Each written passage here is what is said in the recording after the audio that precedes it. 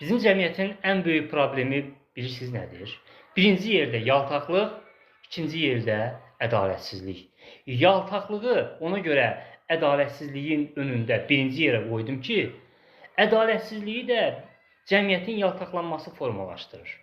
Bir məmur nəyə görə millətin qanını içir, rüşvət alır, ədalətsiz davranır? Ona görə o məmur görür ki, güc, hakimiyyət, çoxlu pul insanların ona yaltaqlanmasına gətirib çıxarır. Amma o gücünü itirsə, pulu olmasa, amma vicdanlı olsa, ədalətli olsa, insanlar ona heç sadə insanlar salam da vermək istəmir. Baxırsan ki, kişi sadə insandır. Bu ədalətsizliyin qurbanıdır.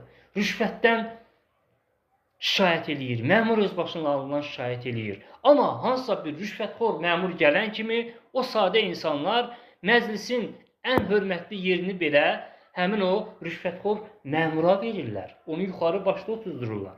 Amma vicdanlı bir insan gəlsə, ona heç salam da vermirlər. Və məmur da görür ki, onun o vicdansızlığı, onun o özbaşınalığı ona çoxlu pul gətirir, hakimiyyət qazandırır və o pul hakimiyyət də ona hörmət gətirir. İnsanlar oraya yataqlanırlar. O da təbii ki, nə edəcək?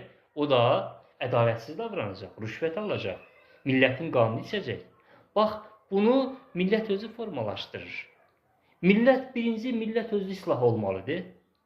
Millət heç kimə yaltaqlanmamalıdır. Yaltaqlığı ən böyük təhlükə kimi görməlidir. Mən bunu öz bir yazıcı olaraq əsərlərimdə təbliğ edirəm.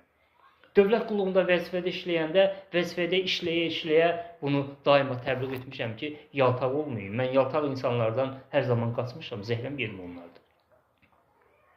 Yəni, bunu cəmiyyətimiz nə qədər anlasa ki, bizim ən böyük bəlamız ədalətsizlikdən də birinci yaltaqlıq gəlir, bax, o zaman bizim xəstə cəmiyyətimiz sağalmağa başlayacaq. Əks halda xəstə cəmiyyətimizin xəstəliyi daha da ağırlaşacaq. Sevgiler.